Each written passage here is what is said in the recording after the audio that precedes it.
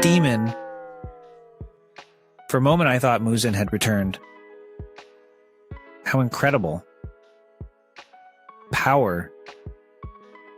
If she weren't just passing through, wanting him would have finished me off. I couldn't summon any gram of my strength.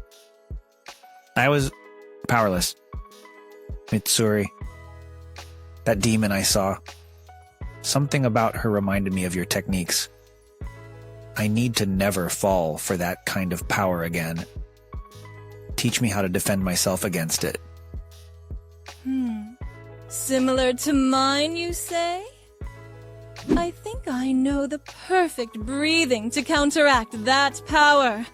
I'm going to teach you. Heavy breathing. To begin, first lie on your back. Okay. And now,